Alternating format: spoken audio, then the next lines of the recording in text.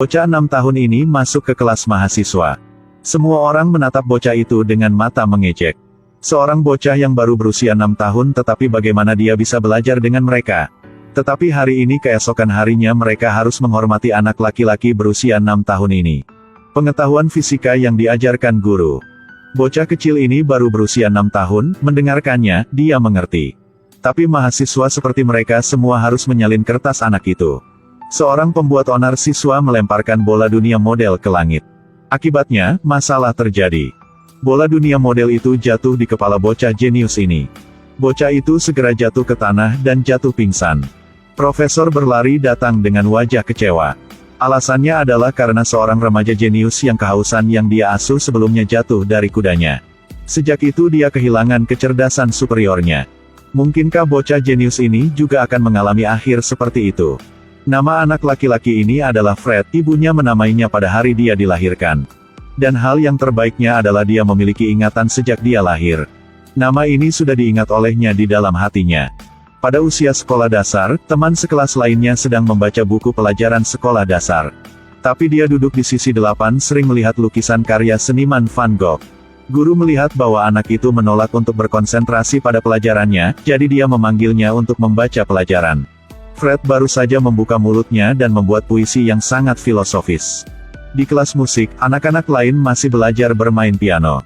Tapi dia sudah mulai membuat musiknya sendiri. Sepulang sekolah, anak-anak normal suka bermain, sementara itu, anak laki-laki itu duduk di sudut untuk menggambar di tanah.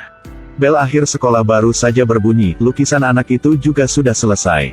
Ibu anak laki-laki itu membesarkannya sendirian. Dia segera menyadari bakat alami putranya.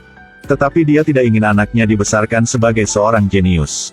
Tapi dia berharap anaknya bisa memiliki masa kecil yang bahagia dan menyenangkan. Putranya tidak suka kelas musik, dia akan datang menjemputnya lebih awal. Setelah keluar, dia bertanya kepada putranya mengapa dia tidak menyukai kelas musik. Fred lalu berkata, itu semua lagu kekanak-kanakan, Bu.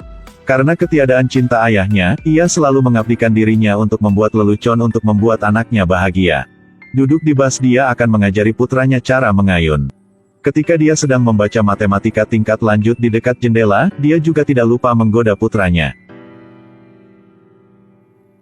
Ibu jangan lakukan itu lagi. Tidak lama kemudian, Fred ditemukan oleh seorang profesor.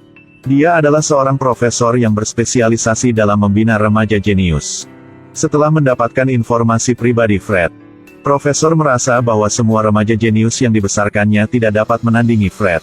Tepat setelah itu, profesor wanita itu menghubungi Fred dan dia menawarkan untuk mengundangnya bergabung dengan kelas pelatihan jeniusnya. Jika bocah itu setuju, dia bisa menempatkannya di TV. Untuk membuat bocah itu terkenal di seluruh negeri.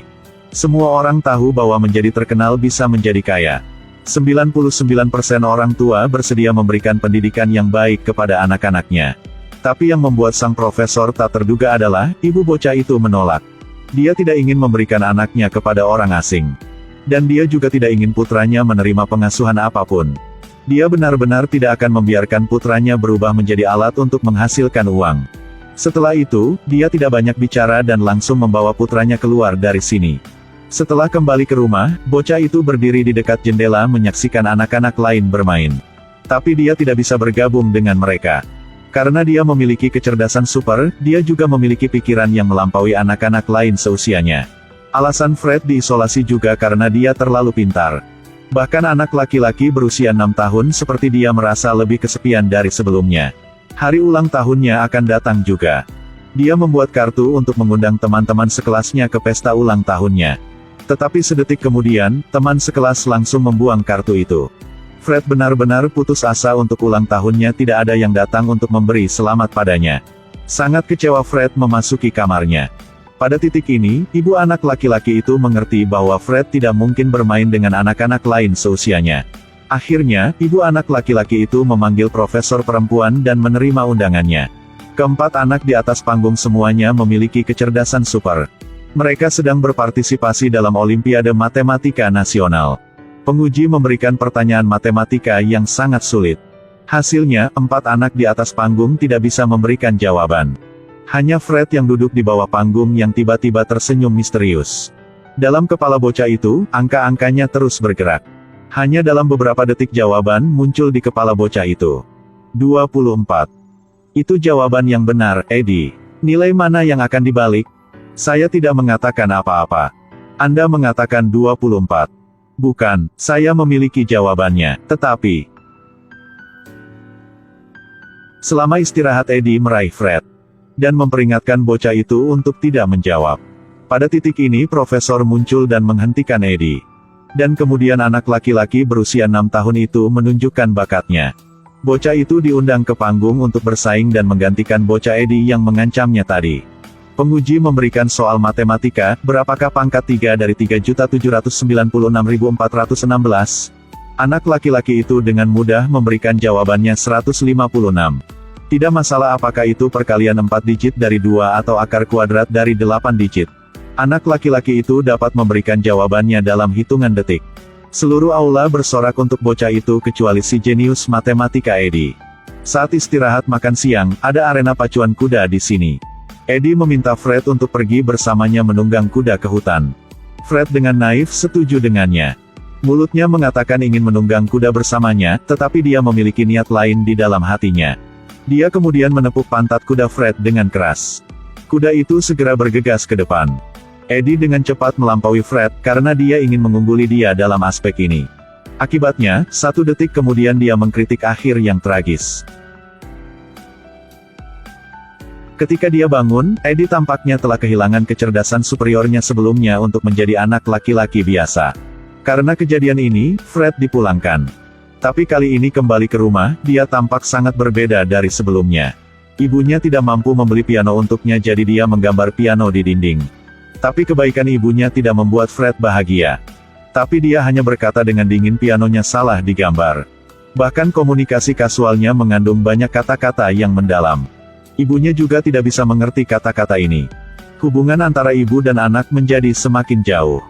Kalau ada masalah apa Fred bahkan tidak memberitahu ibunya. Tetapi dia hanya mengeluarkan ponselnya untuk menelepon teman sekelasnya. Ketika ibunya melihat ini, dia sangat sedih. Profesor datang ke rumah lagi. Pada saat yang sama, dia sekali lagi menyatakan keinginannya untuk fokus membina Fred. Ibunya hanya ingin menolak. Tetapi profesor menyatakan bahwa dia memenangkan kesempatan untuk masuk ke universitas terkenal untuk Fred. Kesempatan ini tidak mudah untuk mendapatkan. Ibu Fred ragu-ragu untuk sementara waktu tetapi masih setuju. Tidak lama setelah itu, Fred datang ke ruang kuliah universitas. Seorang anak laki-laki berusia 16 tahun telah diterima di universitas. Bocah itu memiliki kecerdasan super tetapi masih tidak bisa muat di tempat ini.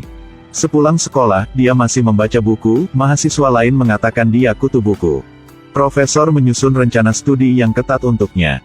Minta dia minum jus penambah otak yang sulit ditelan ini. Di tempat ini dia tidak merasakan cinta sama sekali.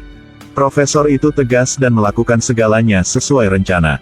Sepulang sekolah tepat pukul 5, dia harus pergi ke rumah profesor. Sebelum makan malam, dia harus bermain game puzzle. Hari demi hari dia merasa semakin tertekan. Hari itu sebuah bola dunia model jatuh dari langit dan mengenai kepala Fred. Profesor itu berlari datang tetapi tidak segera membawanya ke rumah sakit. Tapi dia hanya peduli jika pikiran jenius anak itu hilang atau tidak.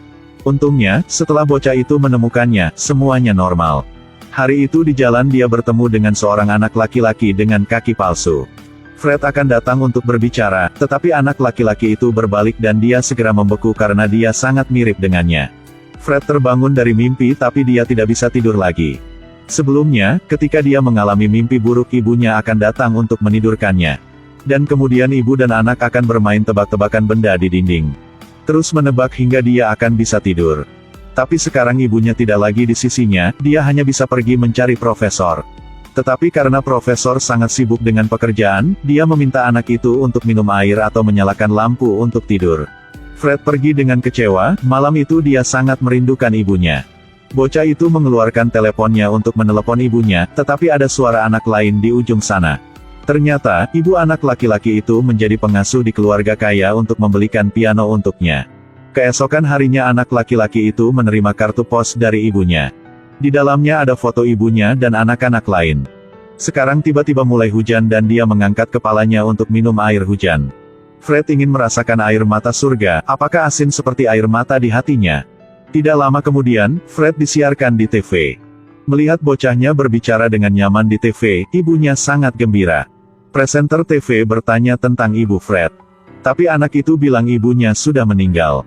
Sekarang ibunya merasa sangat sedih, dia ingin terus menonton mengapa putranya mengatakan itu. Tapi sekarang, di luar, ada teriakan minta tolong. Adalah anak orang kaya yang tidak sengaja jatuh ke kolam renang. Dia melompat ke kolam untuk menyelamatkan anak itu. Untungnya setelah menyelamatkan bocah itu, dia tidak memiliki masalah besar. Di TV, Fred tidak ingin menjadi selebriti, dia hanya ingin menjadi seorang anak laki-laki biasa. Dia juga tidak ingin orang melihatnya sebagai mesin yang jenius. Dia berjalan langsung keluar dari studio tanpa melihat ke belakang. Setelah profesor mengejar bocah itu, dia tidak terlihat dimanapun. Bocah itu sendirian pergi ke halte bus pada saat hari mulai gelap dan dia sudah pulang ke rumahnya. Melihat rumah kosong di depannya, Fred hampir menangis. Anak laki-laki itu melangkah ke piano yang digambar ibunya dan mulai memainkan piano di dinding. Bocah itu memecahkan telepon yang tidak memiliki suara ibunya. Pada saat ini, anak laki-laki itu tahu bahwa orang yang dia inginkan adalah ibunya. Tidak lama setelah itu ibunya juga pulang. Anak laki-laki itu memeluk ibunya dengan erat dan berkata bahwa sangat merindukannya. Dengarkan, Fred. Hari kamu lahir. Saat pertama aku melihatmu. Apakah kamu tahu apa yang ibu katakan? Ibu bilang bayiku sangat istimewa. Kamu tidak seperti anak-anak lain. Dan aku tidak akan meninggalkanmu. Ibuku, aku cinta kamu. Aku juga cintamu, putraku. Ibu adalah wanita terhebat di dunia. Ketika Anda berhasil, semua orang akan datang di sisi Anda. Tapi hanya seorang ibu yang menemani kita saat kita jatuh. Seorang ibu yang hebat akan melakukan segalanya untuk anak-anaknya agar memiliki kehidupan yang bahagia. Jika suatu hari Anda mengetahui anak Anda adalah anak yang jenius, lalu apa yang akan Anda lakukan?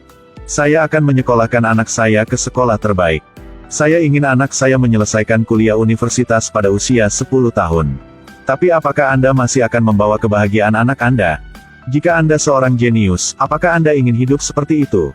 Film berakhir di sini. Jangan lupa klik like dan berlangganan saluran saya ya.